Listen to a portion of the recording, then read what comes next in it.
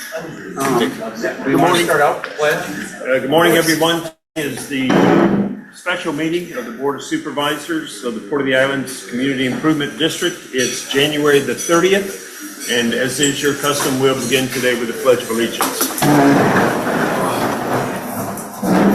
Pledge allegiance to the flag of the United States of America and to the republic for which it stands, one nation, under God, indivisible, with liberty and justice for all.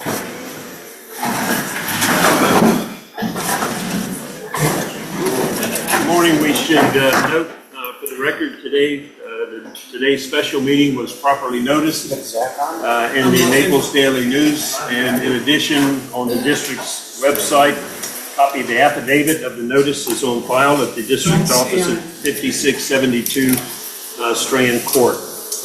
We should show that the entire board is here present today, and with that, we have a project-specific meeting today for three particular agenda items that were discussed at the last meeting and conceivably will be on the agenda for periodic updates for the foreseeable future.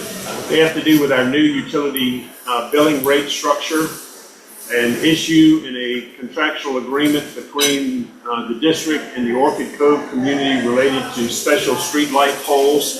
And then at our most recent meeting, we had an update and presentation about long-range concerns associated with the Everglades Restoration Program and impacts directly tied to Hurricane Ian 3 years ago, and the possibility of retaining a law firm and a hydrologist to evaluate the as-built condition in the South Estates for future storm events.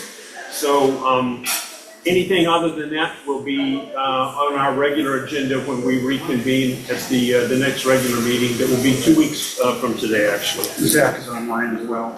Okay, we should note also that Zach is here by Zoom Present today. So as we begin, are there any specific public comments at this time? I don't think anybody registered anything.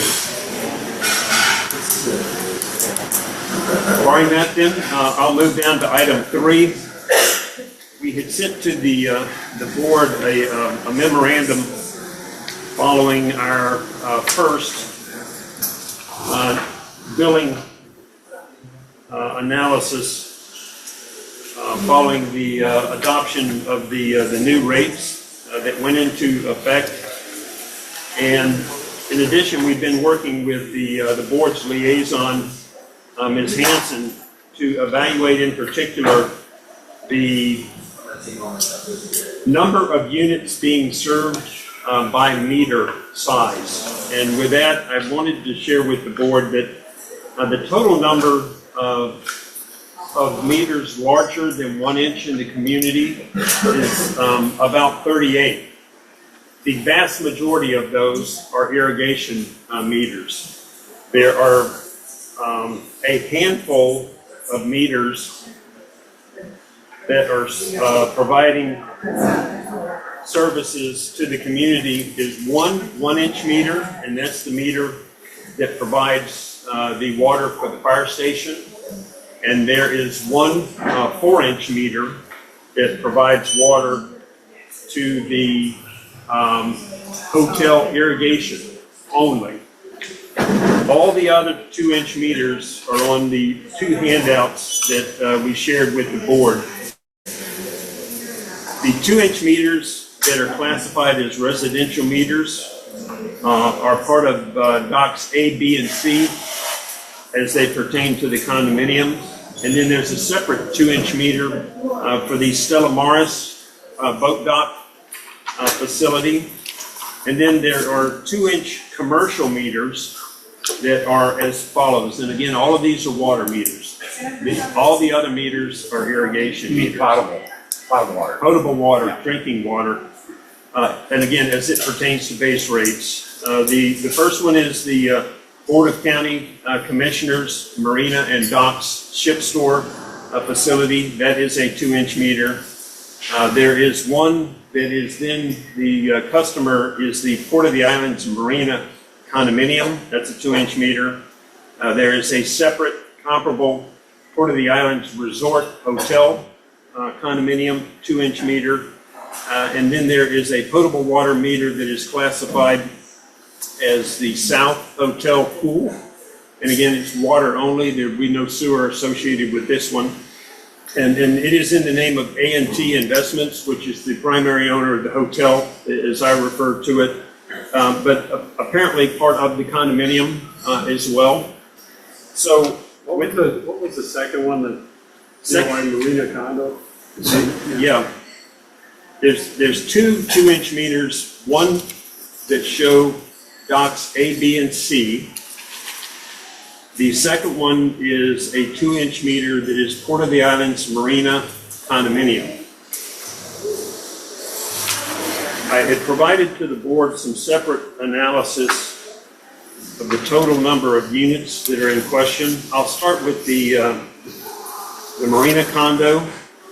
There are 175 total slips, and they're classified on docks that are run from A to G, and then some that are H.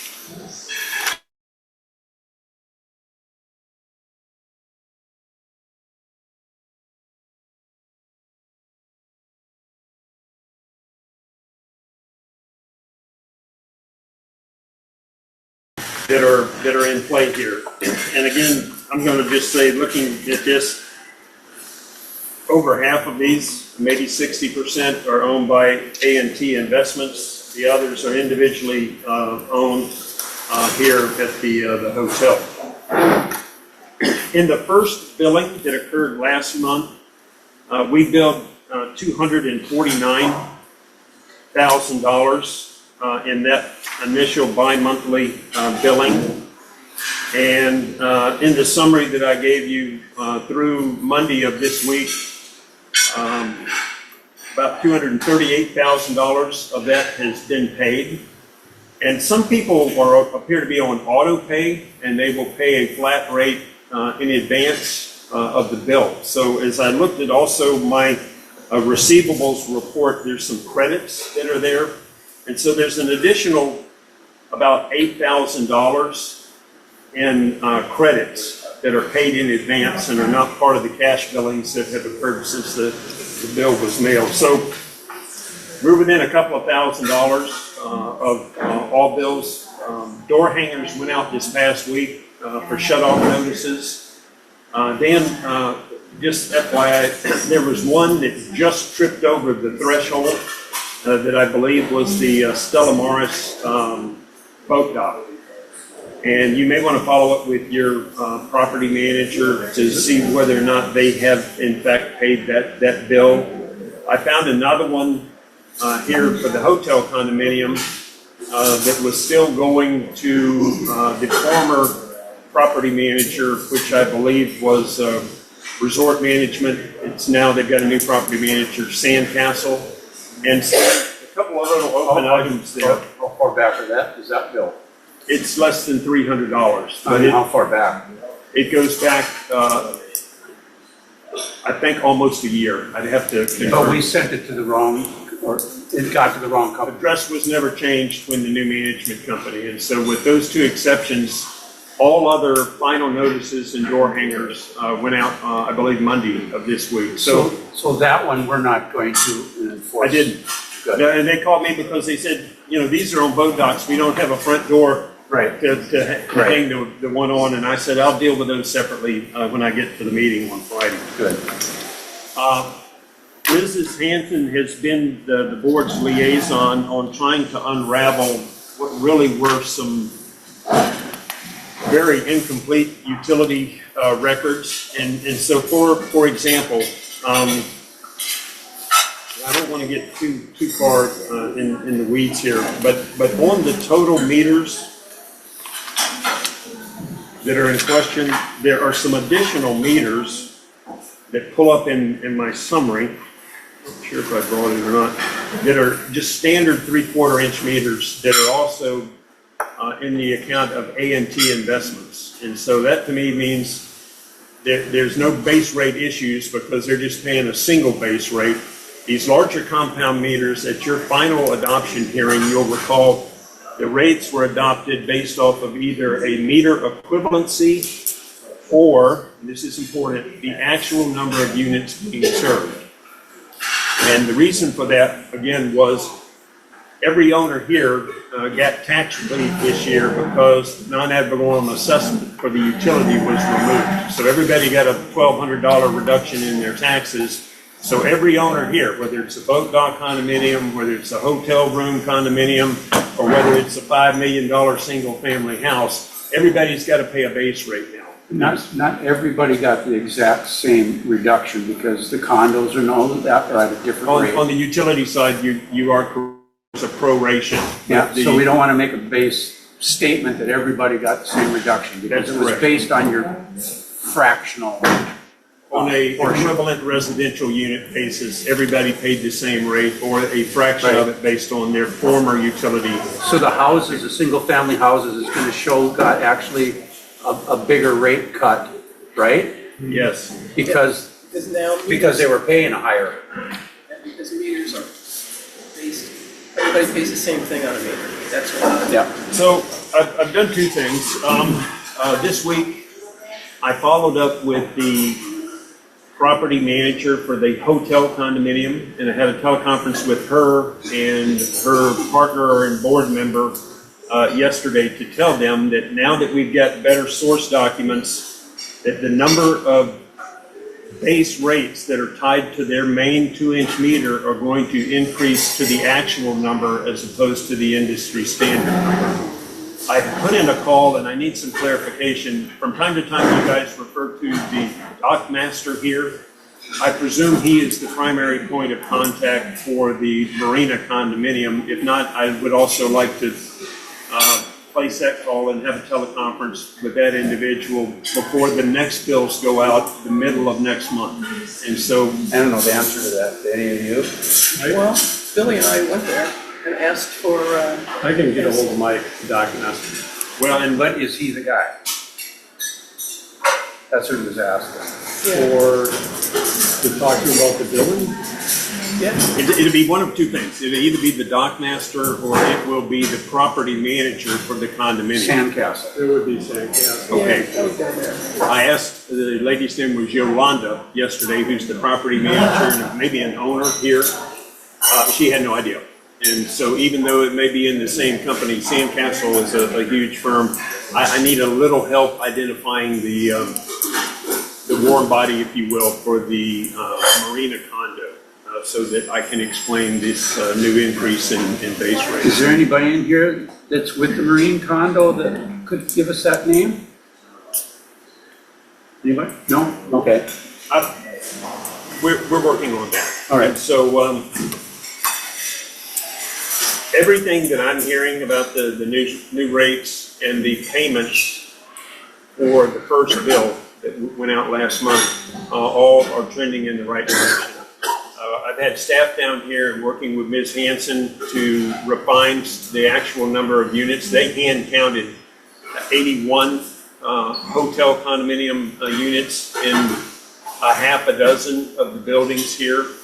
There are a couple of extras somewhere that are either on that 3/4 inch meter that is also tied to A&T LLC, but we've got much better information there.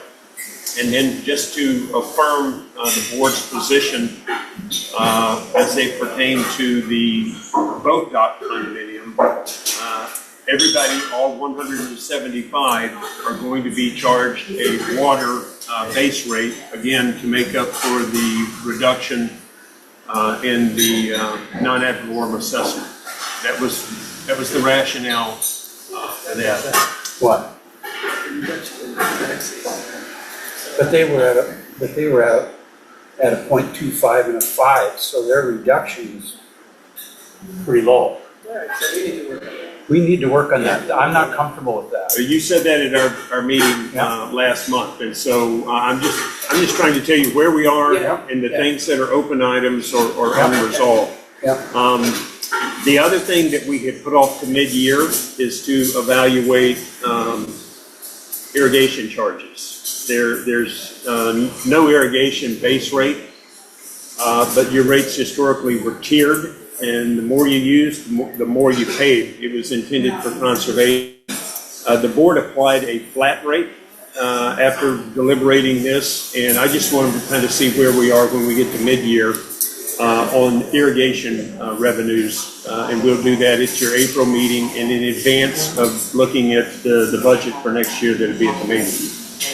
Well, maybe a skewed number because of the dry season, you know, but it is what it is. Yeah. Well, we have historical records too. We can't hear, there's background noises, so I don't know Sorry. if we need a microphone if we're gonna continue to meet here. I can't hear much.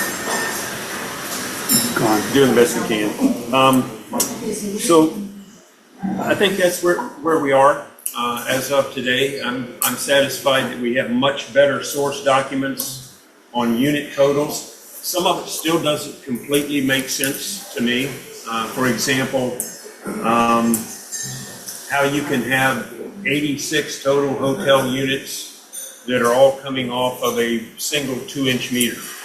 And as I said, there are a handful of 3/4-inch meters, perhaps for the kitchen, I don't know, or perhaps for some other issues. And so we may need to adjust that once I hear back from the hotel condominium. Thank Ms. Hanson in advance. Thank Mr. Truckee initially for putting me on this location of where this 2-inch meter is and for what's called Building F and the units that are there. I don't think they're right. I think there's a 2-inch meter in front of a depth building. There's another 2-inch. I'm aware of that one. Right across the street because we just repaired that one not too long ago. I think that we'd have to work on that meter per building thing. We basically counted the units in each building, so we can go back and look to find the meters if you think there's an extra. Right, but And Tom won't know where they are. No, there's not 86 units running off 1 meter. it could, There's not. but there are 3 other 3/4-inch meters, as I said, but where do you think the second 2-inch meter I is? think it's right across the driveway there, right across the road. Can we walk over there and at least have you pointed out where it is before we leave? You know, realistically, we should try to develop a map of where this stuff is, you know? That's the problem. We have no infrastructure maps of anything in this place. Well, on another day, we may want to look at some CAD mapping and tie them into the property appraiser's base maps. Sure. And then build layers on top of that for streetlights or actual locations of meters and things, because there were no records at all. Right. You just put the meters in. I know. But I bet you we Somebody's didn't, gotta have- I bet you we don't know where to put them. Maybe we talk to Mitch, maybe Mitch has something because Yeah. Do we put meters in and don't know where we put them.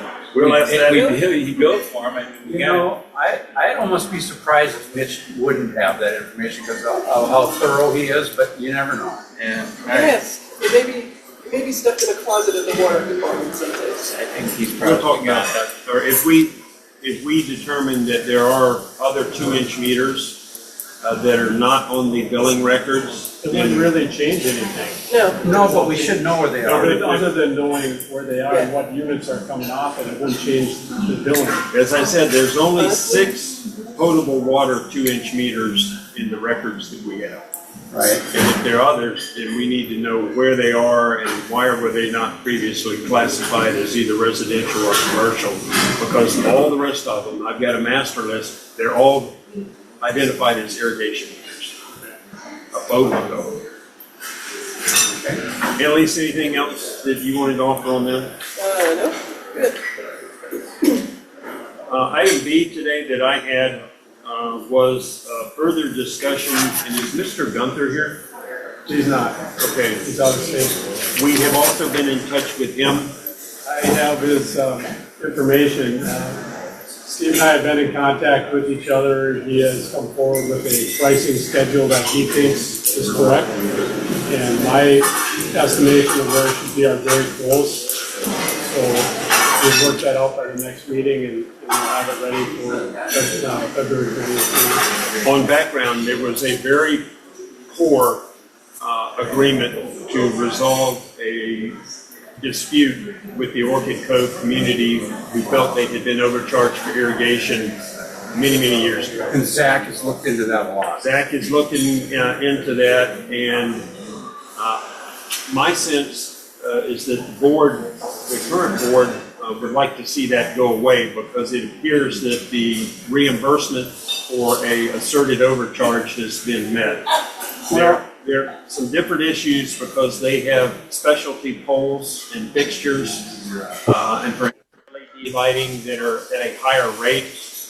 I'm not as confident as Mr. Gunther is that he can negotiate something less than what is on their tariff schedule that is adopted by the Florida Public Service Commission.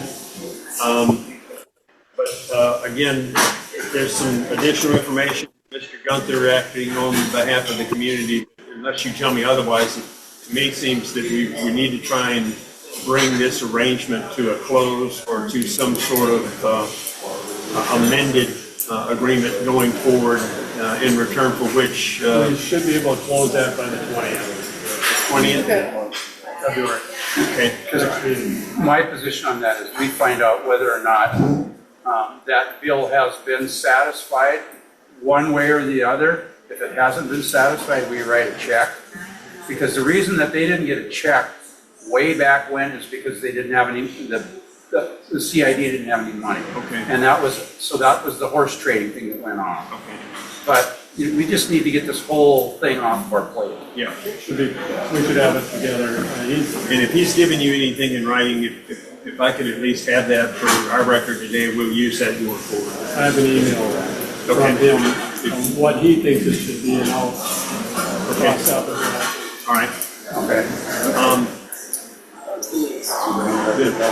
The third item that I had, and I'll kind of tee this up, and then I'll ask Zach, when the potential evaluation of long-range negative impacts to this community following the Picayune Strand phase of the Everglades Restoration Program came up at your last meeting, Zach and I were in agreement that the preferred law firm and hydrologist would be a Palm Beach law firm and a local hydrologist. And Zach and I were able to have a teleconference with their senior partner yesterday in advance of today's meeting. So let me just stop there. And Zach, if you don't mind, just kind of summarizing the nature of her interest, number one, and her preferred hydrologist, number two.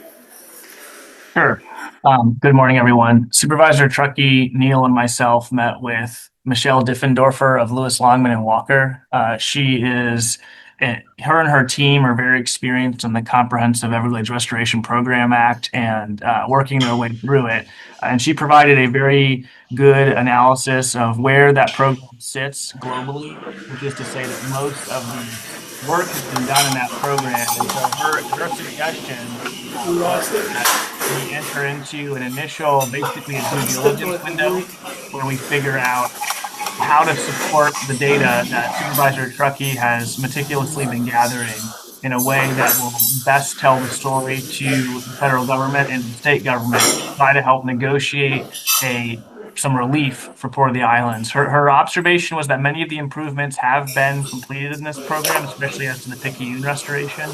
And so totally changing the program we're probably too late for, but she was very optimistic that there were real things that could be done regardless. And so what she ballparked us, and we told her that you had a meeting on the 20th in which you could consider an engagement company. But what she ballparked us on was approximately $20,000 or so for her firm. And then there's two different consultants she's interested in. One is from more of a biological standpoint, because as Mr. Truckee has noted, some of the changes here impact the actual species that are present around Port of the Islands, and then separately, as Neil has pointed out, the hydrologist to actually improve the water table issues in a way that the federal government is ready to do.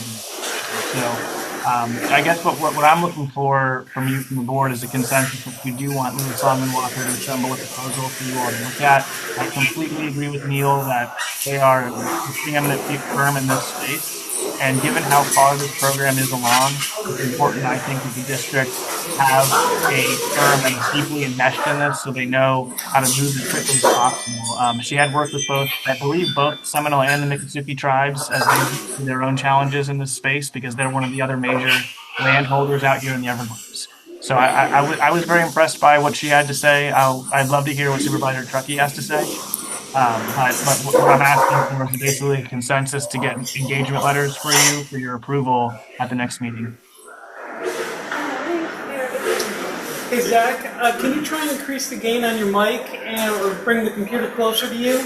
We're having a hard time hearing you. We have a little more extra noise in here today.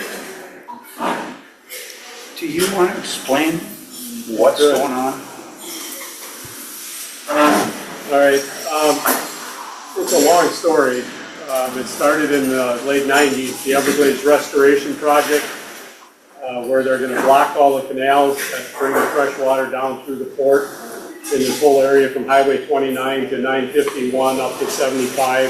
That whole block there was going to be a second Golden Gates estate back in the day.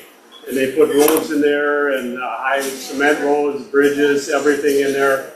It was going to be, I always called it Golden Gates 2, right? But then the state came and stopped that, and they bought a lot of the land back, and now they want to turn it into Everglades again. So they, over the years since 2015, they've been closing what we call the step canals. So if our canal goes up past the gun club, it comes to a T, and it goes left and right, and then there's a canal, and then it goes over again, and then there were more canals, right? So those were called the step canals. They all run north. They go way up in the There's 180 miles of roads in there. Okay, so that drained all that area, what's Golden Gates today, and what's just north of us here, that was going to be Golden Gates 2, or whatever you want to call it, that was draining all that land and ours. So when they decided that they were going to restore that to Everglades, right, and put the water back through the land, they started closing off all those canals. And they closed the first ones in 2015. They finished last year in July with everything's closed. So if you go past the gun club up to the T, everything is closed. All those canals are filled. There's no more canal anymore. So it does a number of things for our community.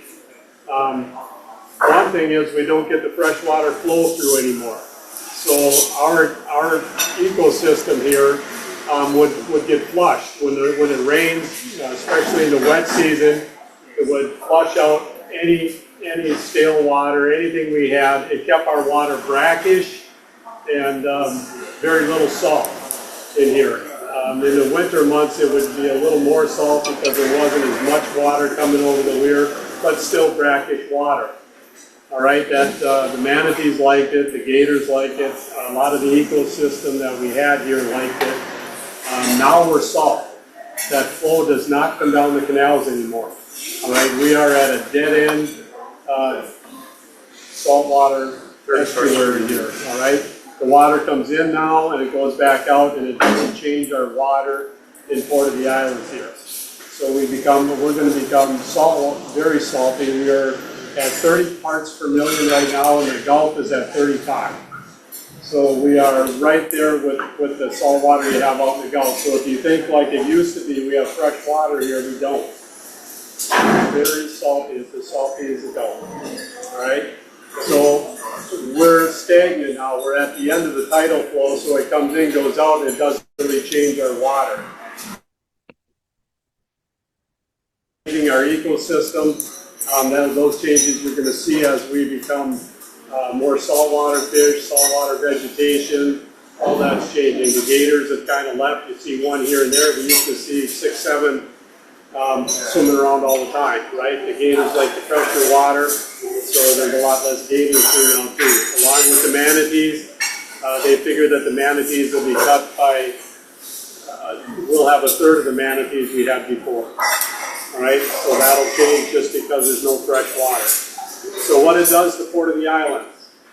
The water comes through the land now, and that created a flood in Ian. We had 2 feet of water over our infrastructure out in the well field.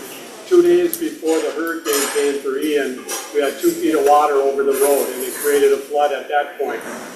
Then the hurricane came and took that and expanded it and took out our road, took out diesel generators, electrical equipment for the wells. Our water pipe got run over by trucks trying to get back there to get power back to our facilities back there, and it caused leaks in our pipe that goes out to our well field. The pipe alone to replace the pipe right now is $1.1 million. The generators, $80,000. The wellheads to rewire and raise all the wellheads to meet the new expectations for flooding, $500,000. We also have problems now with saltwater intrusion because the fresh water doesn't come down the canal. When we get high tides now, the salt water, and we're very salty now, goes over the weir, and it's putting salt water into the freshwater system north of the weir, all right? That's a problem for us because we have a fire pump system and irrigation pump system on the canal. Now that used to pump the fresh water, now it's pumping salt water, all right? So we had to shut that system down. We have to have fire flow, we have to meet certain criteria for the community. In case there's a fire, we have to be able to flow a lot of water through our hydrants. We have to have a lot of irrigation water, and we can't use that system anymore, so that creates a problem. We either have to go to desalination and make a big system so we can pull that water out of there, or expand our well field so we can have more fresh water, because you can't put salt water on the lawns and the vegetation because it'll kill it. We can't run salt water in the fire systems because we have, those systems are fresh water systems, and salt will eat them up, including the sprinklers in buildings. We have numerous buildings that are sprinkled, and that'll eat up the sprinkler systems and the heads inside the buildings. There's a lot of issues that salt water will cause in freshwater systems. So we're looking at who knows how much money to expand the well field or put in a big desalination plant because of the Everglades Restoration Project. All right, so there's a lot of different things that this restoration project has put us in peril with, and have to try to fund it. And right now we're at about $3 million without the saltwater intrusion problems. We're working on that now. We're talking to people to expand the well field. Takes permits and hydrologists and all kinds of stuff. It's all an engineering game and what it's going to cost. We're looking at some other options. President Mackey here had an idea about a pond over there that we might be able to expand and use for a kind of a freshwater tank that we could use for fire systems with a filter system and a pump system. We might be able to obtain fresh water that way that would meet our fire flows and flows for irrigation and things that we need at times when we're under heavy demand. So there's a lot of issues that are going on. A lot of it goes back to the Everglades Restoration Project. They had promised us everything in the beginning and took it all away in 2016. The tomato farm's got $26 million to take care of their problems. The Mikazuki Indians right now have permits. Some of our permits for the well field held up because they're complaining about the water they have now on areas of the reservation lands over there. So there's a lot going on. The Corps of Engineers doesn't really care. The project a couple of years ago when I looked at it was about a $15 billion project. It starts at about the middle of the state for Florida, comes down through Lake Okeechobee, runs all the wastewater, polluted water out of Lake Okeechobee down through the River of Grass through the Everglades, and we're part of that. And so now we're going to deal with higher water flows during the wet season, and the Corps of Engineers doesn't want to take any responsibility at this time. So that puts us in a situation. Do we go with an attorney that's worked with going after the Corps of Engineers and working with them? They suggested that we don't sue. The project is, they had a ribbon cutting here yesterday or something. The project is pretty much wrapping up down here. And so now we have to deal with the mitigation or the effects of it. That would all be done probably without a lawsuit. But at some point, if we want to get any help with all these situations we're having from the restoration project, we're going to probably have to lawyer up and get some attention. Because right now, Port of the Island is getting zero attention.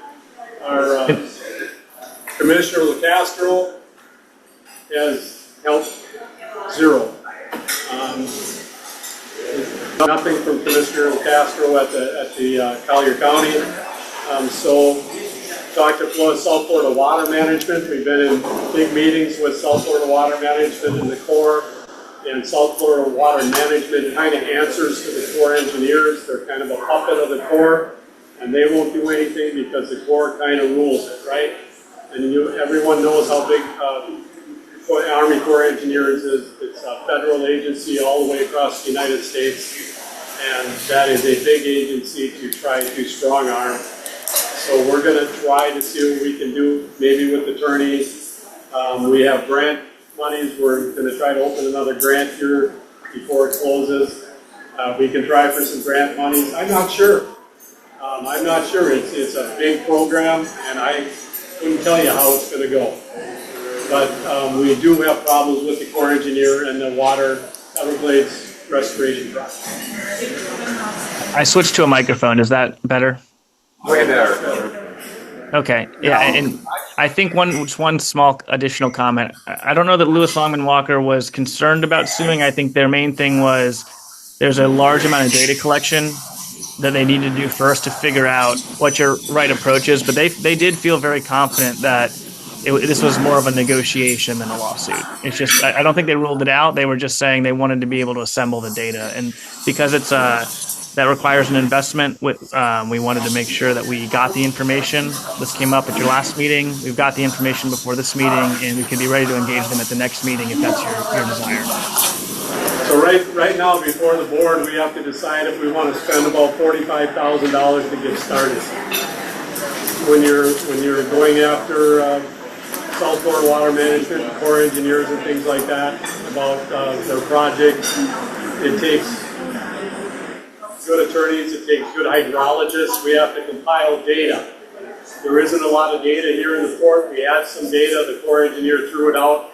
They said our quarterly data wasn't adequate. We need monthly data. I think our quarterly data that we have is third-party data. I think it's good, but the Corps engineer just chooses what they want, don't want, and they said they don't think it's good enough. So we're going to have to hire hydrologists and do some studies. We're going to have to do some drainage experts that can do some studies and then show that before the restoration project and what we have after the restoration project. That's all costs money. What would the desalination cost? What are we looking at? We've never started on any of that. I talked to the engineer a week ago, our Johnson Engineering. They're going to look into it a little bit versus expanding the well field and see what we can do. Also look into the reservoir. Now, yesterday, let me bring that up. And I haven't talked to you about it, but I talked to Zach about it. So basically, we need additional water at certain times. We have to have enough in reserve in case we would have a big fire. That's our number one thing that we're losing when we lose our canal water, because now it's too salty. And the other one is that we don't always have enough water for high peak irrigation. So basically, we just need additional water. And my first thought was, well, maybe we have to build an additional water tank or put in a retention pond. I got to thinking about this, that there's already a 5-acre lake over there, 400 yards away from the plant. On Lindsay Case's 50 acres, there's a 5-acre pond on there that if we got access to that, in the interim, for an emergency situation, we could pull a portable pump over there and some collapsible piping and run that to our plant for an emergency situation for the in truck. Somebody tested the water to see what desalinization. I brought this up yesterday. Okay, well, I don't know. Okay. Yeah, there'd be some. It's fresh water, but anyway, also, if you ever decided that you wanted to use that, it would take very little ditching on there to basically drain the 50 acres of water, you know, the rainwater and all, to that pond, and then you would overflow that pond back to the canal. But what I'm looking at is, now you're not paying to excavate anything, you're not going through all this permitting, you're not going through all those sorts of things. Now my question is, you know, first we gotta go to Lindsay Case because he owns that property and see if he would be amicable to working with us. Not, if he said no, there's always the possibility that we could eminent domain it. But the thing of it is, we're not really looking at affecting that pond a whole heck of a lot because we're only going to be using that basically for our emergency or times when we don't have enough irrigation water for the plant. I think that would be by far the most cost-effective thing in here. Plus, it might even help to lower some of our groundwater that we may start to have problems with, because now with this sheet water coming across, it's raising our groundwater, which, you know, and I don't want to sound like I'm making it sound bad, but it could start affecting foundations and so forth over on that side of the canal. If our groundwater is going up 2 feet, it could change how buildings could start settling and, you know, things like that. So for me, I think it would make great sense for us to start looking towards that direction, but then also look into other avenues.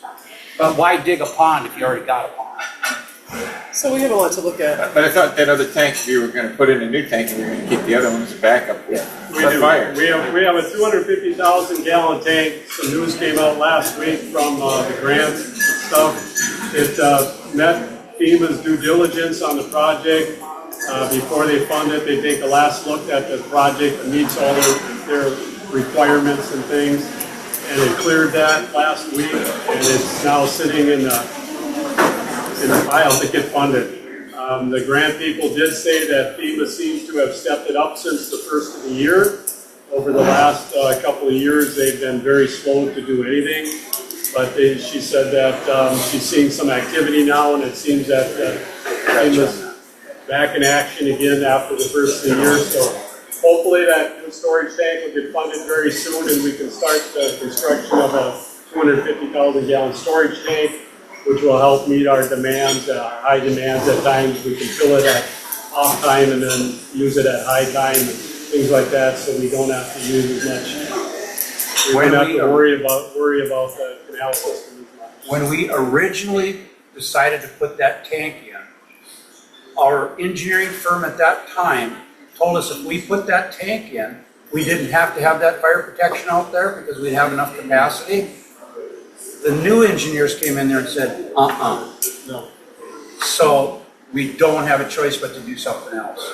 It'll just give us lots more options with another 250,000 gallon storage tank. It'll really help out. And plus, when we get that built, we can repair the one that we've got now that needs work on the roof of that. So that will put that back into a usable situation. Okay, I'm having a problem with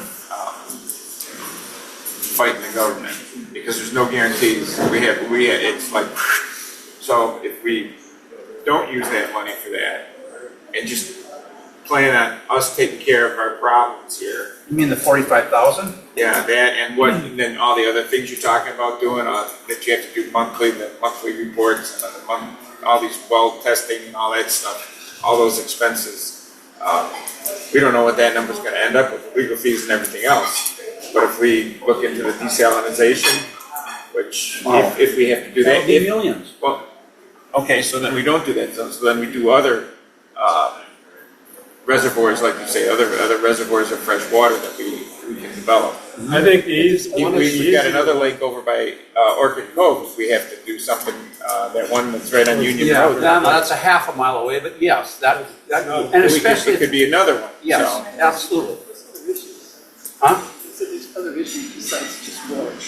Yeah, there's other issues besides our water. It's that during hurricane season and high water events, we're gonna see much higher water stacking on that side of the road.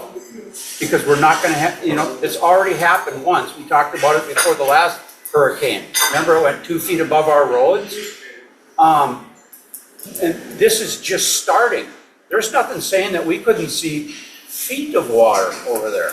It's because they're no longer gonna put in the diking that they promised us way back when. Right, so how are you gonna mitigate that anyway? How are you gonna stop that from By happening? negotiating Negotiating what? with the. What's gonna Army Corps of stop the Engineers. water? The thing is, you can't even talk to them until you've got. I know, but until- nothing's gonna stop the water. If this is in place, nothing's gonna stop that water from Yes, doing what. there are options. There are options. Right You guys now, didn't give me one yet. the latest map that I seen that the Indian Mikazuki tribe is working with showed some. So you have to know what the Corps of Engineers doesn't want any of that water that used to come down our canal. They don't want any of it going back into the canal, right? They blocked off the canals. They want it all through the land. They actually put up dikes so it couldn't go into the. Right. They didn't just plug them. They raised dams. But the latest map I seen with the Mikazuki's challenging it is that they're gonna put in a little canal. That's gonna take some of the water that's going over towards the reservation, bring it down to 41, take it through 41 and back out into the land again.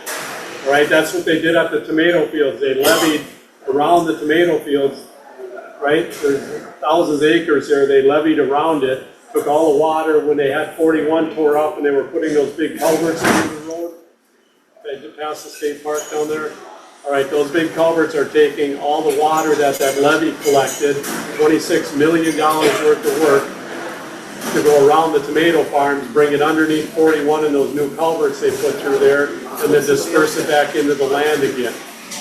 All right, so there are things that can be done.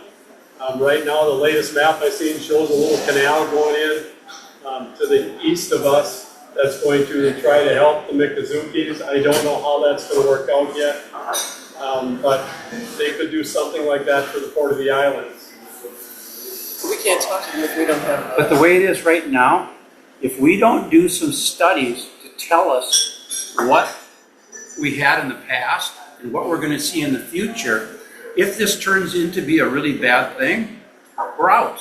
We will have no information. There'll be no going back. This would be no different than if us just saying, forget about it. Let's just hope for the best. One other note, what we heard from Lewis Longman and Walker was because we're so close to the end of this project, at a certain point there will be no vehicle for the federal or state government to do anything about this. And so I think that if we're already towards the end of this, if it's something that you want to do, it probably needs to be done immediately. From my point of view, I don't think we have a choice but to move forward with trying to protect ourselves. I don't know what this will cost to get the hydrologists, the drainage specialists, and the lawyers to do something about this.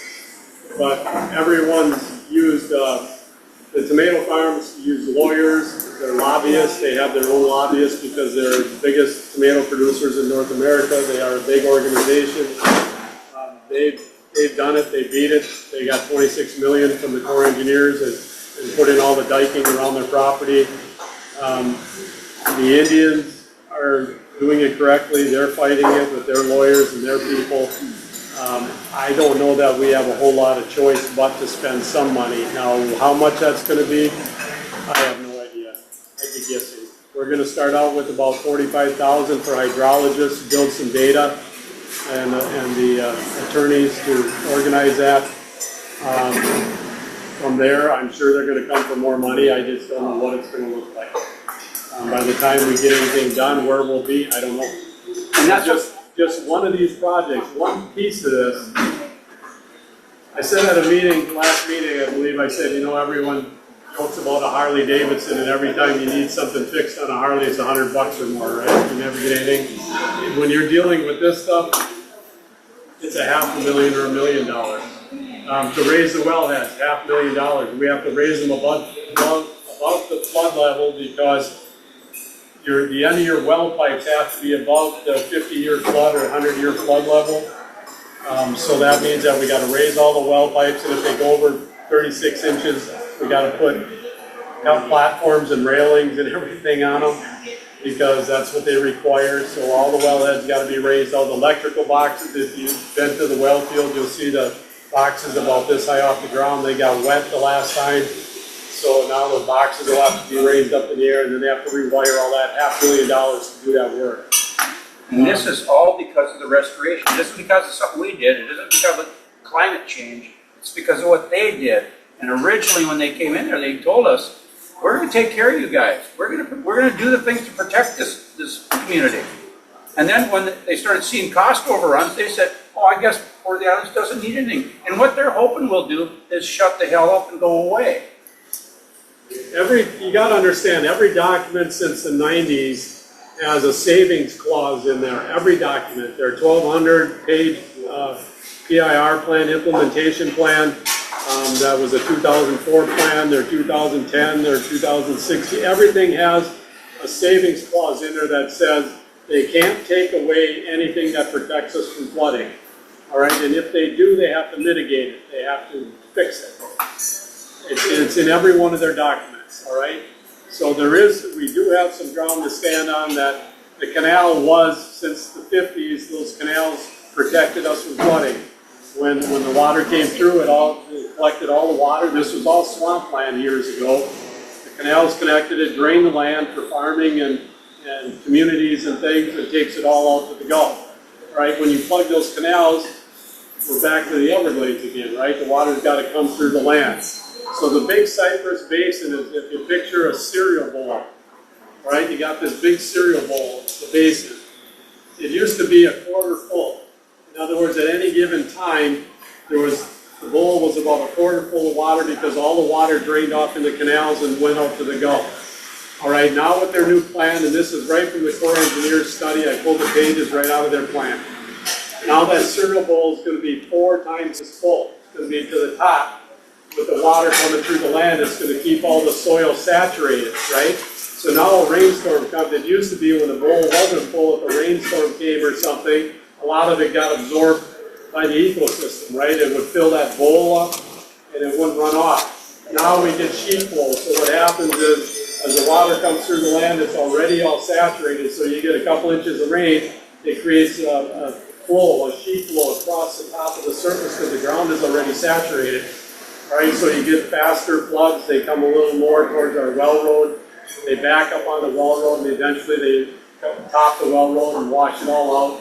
And our well pipes and everything are in there. So there's issues with all that.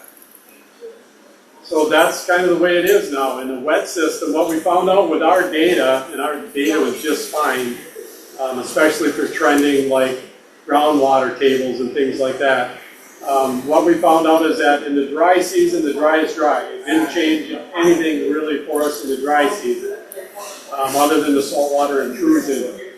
It's changed because we get the backflow of the saltwater in the dry season. But in the wet season, our water tables come up about 2 feet.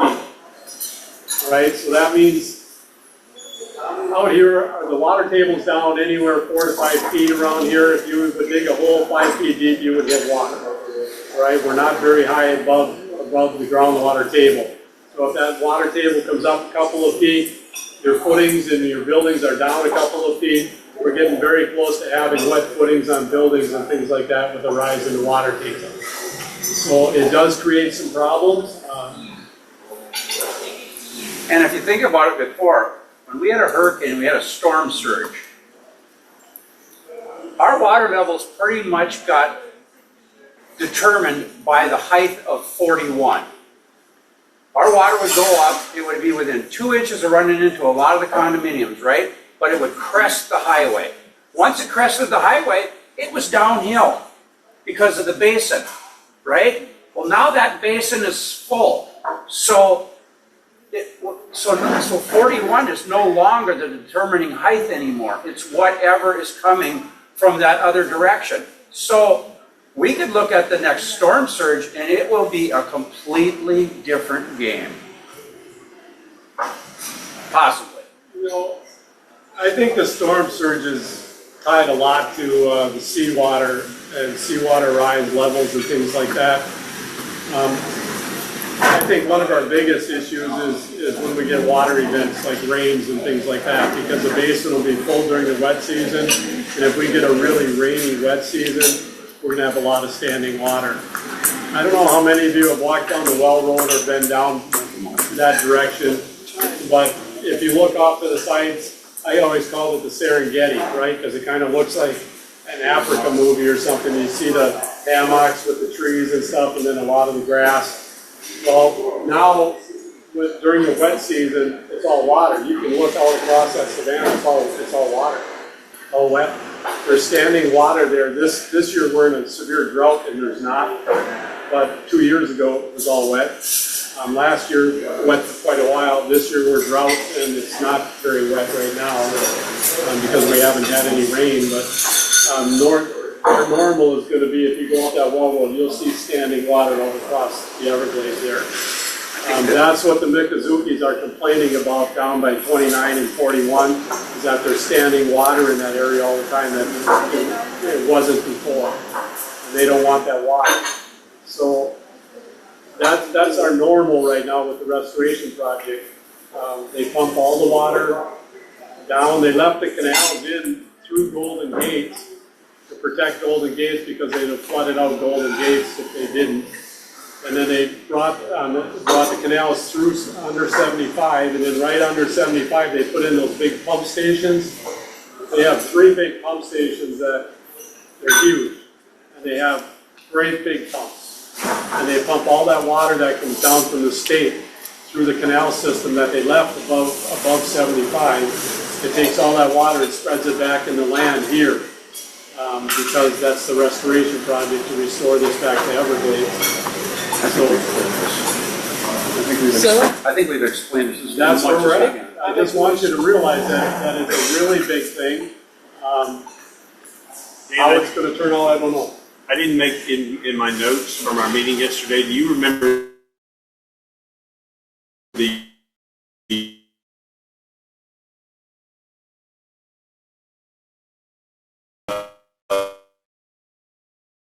name of the hydro?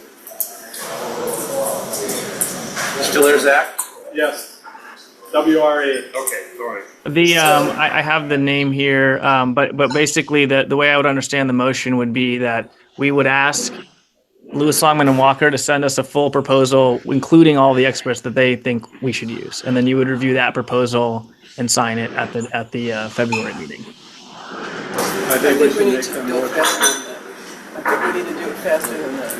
You want to wait another 2 weeks before we make Well, a we have to see motion? their Just because we don't have a document in front of you right now, we let them know that you had a meeting today, and I just didn't have an actual engagement. But a not to exceed could be an option, and you could just say engage them. Let's do that. Yeah. Make the motion. I make a motion not to exceed, what, 50,000? 50, yeah. I'll second that. All in favor? Aye. Or do you want any more discussion? Discussion on the motion? Okay. We got to hear from the hydrologist. So course. we got to get there. So, yeah. So we're all in favor? Yes. Okay.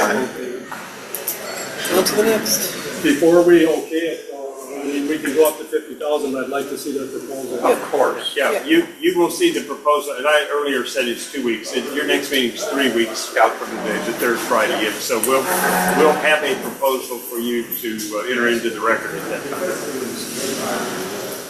Anything further, Zach? No, sir.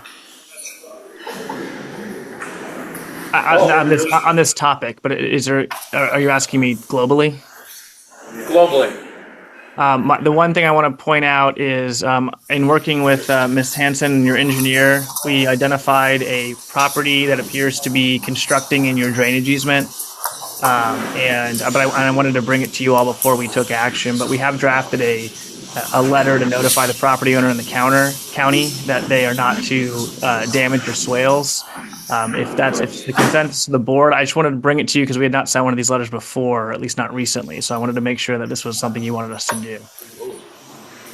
I don't know if Supervisor Hanson wants to describe this. Okay, so I have a question on that before we go too far with that. Since we're not code enforcement here, legally, we're not. The county has to do code enforcement. So if we send one of these letters, are we putting ourselves in a situation where we're taking over code enforcement? No. So we're not asking to enforce county codes. You, the district, have an easement dedicated to you in the plat. Pursuant to that easement, you all have a South Florida Water Management District permitted swale. And so when homeowners or anyone removes your swale, they're damaging your permitted stormwater facility. So there are also county rules, but we're not saying, hey, follow the county rules. We're saying this is our property right. We have a stormwater facility here and you are damaging it. So it's not code enforcement. It's not assuming any responsibilities. The district in this particular plat has responsibility for maintenance of this drainage facility. And so I think this is a prudent course of action. So how do you handle the ones that have just recently been built into the swales and nothing was done? Well, and this is I guess the global question, and that's why I wanted to discuss it, is arguably we need to be sending letters to everyone who has damaged the swales, and we need to ask them to restore the swales. Well, on that same type of note, I'm noticing that there's getting to be a lot of parking on our boulevards, or whatever you want to call them, on the grass between the sidewalks and the streets. Just down in my area, for instance, there's a pickup there that's got about 2 feet of grass underneath of it. Their driveway sits empty, but yet they park on the boulevards.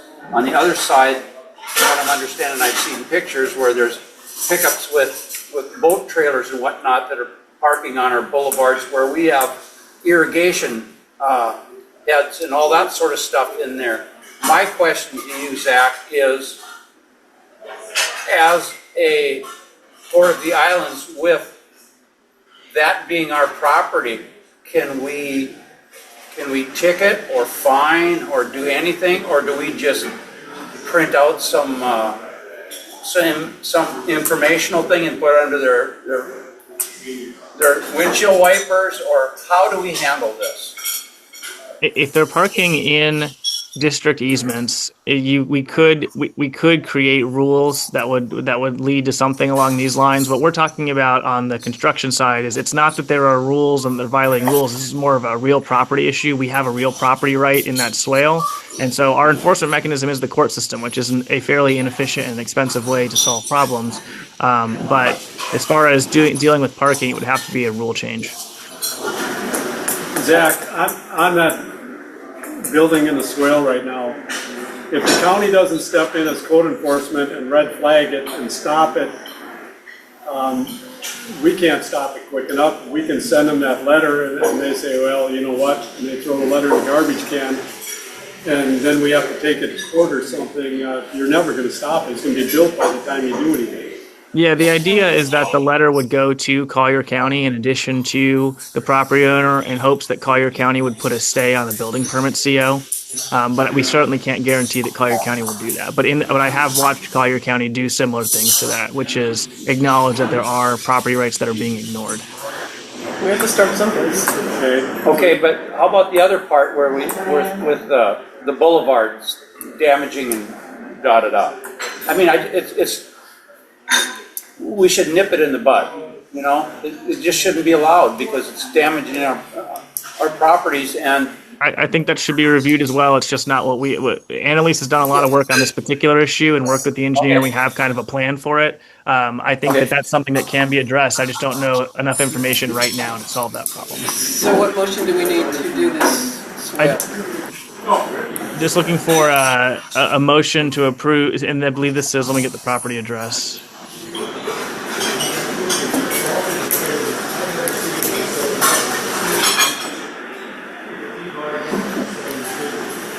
It's 172 Venus K, And so it would be a motion to demand the removal of any impediment to the district's drainage easement at 172 Venus K.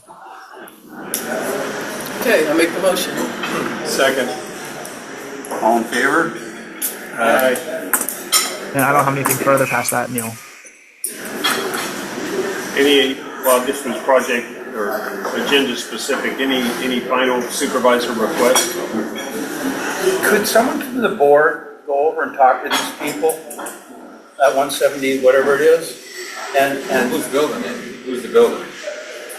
it started 2 days ago. Oh, But what I'm saying is, can we go to the property owner and say, look, this is, we understand that you've got a permit and all this, but this is what we're looking at, and try to work this out? I mean, I hate this idea of going over residents and telling them what they can do. that's what they did to me when I built. I They came in- completely they came and understand. talked to me. And you didn't feel, yeah, No, they came and I- talked to you, and that's the way it should be.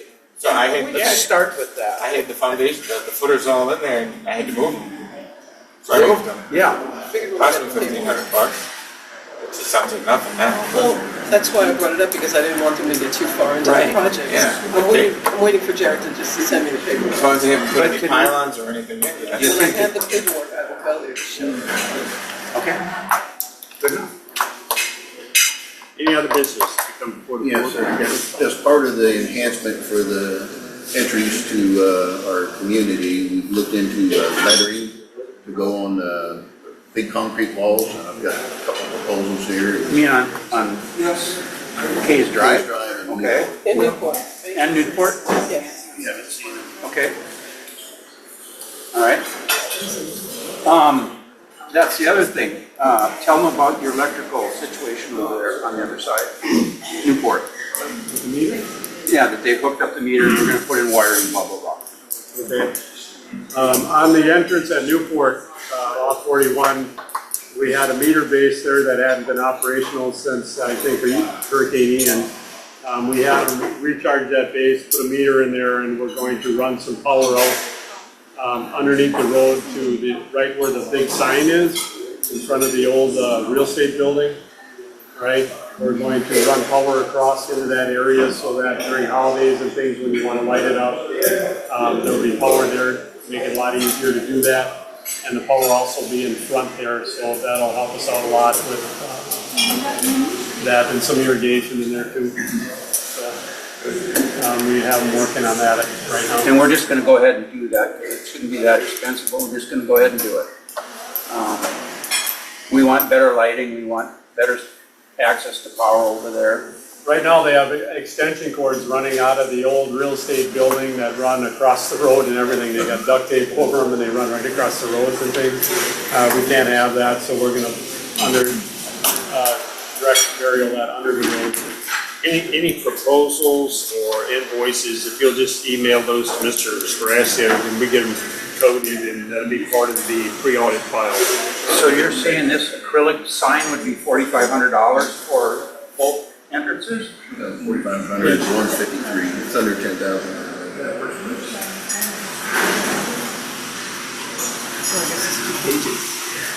Backside, yeah. Oh, okay. Together, Oh, one for each side. Oh, okay.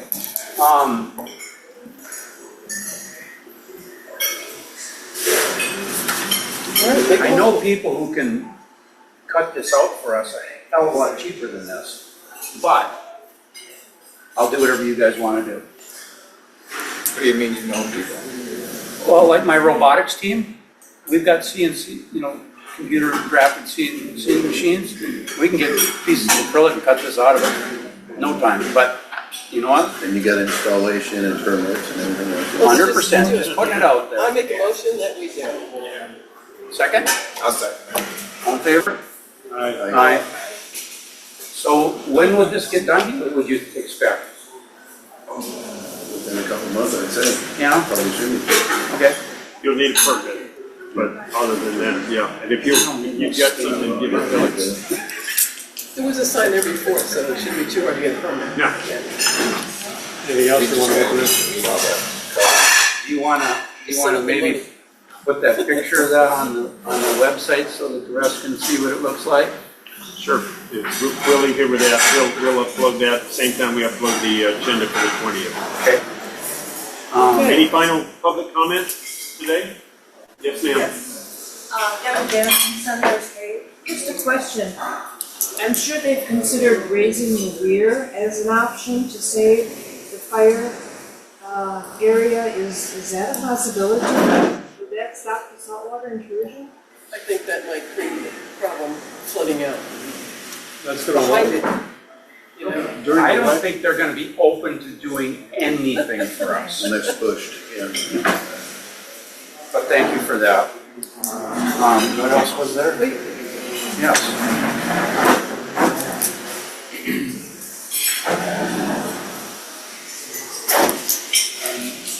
Rita Bragg with your board. I just want to clarify for the record, I'm not sure what Mr. Gunther has submitted to you in paperwork. okay. I remember from past meetings, he always gave the caveat that he was representing himself as a member, not as a board of director liaison for Orchid Cove. So I want that clear for the record. And I do like the fact that you listed this as your issue with the contractual agreement. So if you have an issue, I hope that you'll share it with the entire board. Would you rather we contact you directly? You can contact me, you can contact the board. Whatever you want to have happen is going to be reviewed by the board. Of course. So that's what I was very heartened when you just said, I don't feel comfortable for the CID to tell residents what to do. So since we have a contractual agreement, I would prefer that you address the entire board. Okay. Very good. Thank you. Any final comment? Any additional? I have a question. Go. Who, the center of our canals and everything, all of them, is that under federal or jurisdiction? You know what I mean? Our side South water, canals. Florida water is federal, I would guess. South Florida Water Management. South Florida Water Management handles everything. Okay. All right. No, because I'm tired of the netting. I've had 10. Maybe in the last week they've come through throwing cast nets for bait or whatever they're doing with it. Mullet. Like, no, they're not getting mullet. They're Yeah. they're just taking everything. There's nothing. There's nothing left. I mean, Well, plus the crab plots are in the middle of everything. well, no, I know. I just want to find out who to contact because I want to try and stop them from doing that. That would probably be Florida. Maybe it affects the bottom from the manatees or something. We can say it's disrupting. We had to do all kinds of surveys just to put a dock in for the manatees. Everything was for the manatees. So why can't we use that to keep them from netting? There was also a meeting that we were There's supposed to no have bait on the fish 9th there. with rural water, was it? They got, Zach, the teleconference with Florida Rural Water, did we get a final date for that? We did. That is it's not next week, but the week after. The primary representative was in DC next week. The 9th, I believe it The was. 9th of February, I think is what it is, yes. So we're trying to work with them as well, but it took us 3 months just to get this far. I work with them, don't get very far. Do you have any further news with the rate consultant? Oh, yeah, that's right. On the methodology, Mr. Wire sold his firm to a larger firm. I am in touch with the senior manager or partner there. Russ called me on Monday to apologize that he had not provided what he had offered. I've been copying my new contact. The firm's name in Orlando is PFM. And they're a large econometric firm, but they also are in the district management business. And I hope to present a contract for that work at your February meeting. I had been promised, but we've been working on this with them since November. But Russ has closed, and he is now an employee of them. He's tied to a continuing management contract, and he is the most likely one that will do the work given his familiarity with it. Because what we're trying to part of what we're trying to figure out is what the value of ERC is here for. Because we need to go back after that 16.7 ERCs that were never purchased when the expansion, or whatever you want to call it, restoration or whatever went on over at the marina there 8 years ago. That and a minor methodology update to look at double and lot and halves and commercial boat slopes. Correct. Yeah, we got quite a few things we need done there. And I think that would, yeah, enough said about that. Entertain a motion to adjourn. Your next meeting will be February the 20th here at this facility. Oh, one thing else. I posted up a bunch of stuff here because of all the people who were having questions about why our water system is costing more than New York's or any place up north. If you would please look at that, and then hopefully that'll answer your question. Is that on the website, Steve? It isn't, but it could be. That'd be, so we could, that'd be a good idea. I just made it this Yeah, morning. no, I mean, I just, Yep. yeah. Yep. Before we go, you were talking about someone at the marina, you wanted to talk to someone? Mike is here right now. You have questions for him? I'll catch him. Doc Master? Okay. Yeah, I'll put that on. Okay. Did we adjourn? Did we vote? Vote to adjourn. I'll make the motion. Seconded by me. All in favor? Aye. Aye. Thank you, everybody. Oh, in the future,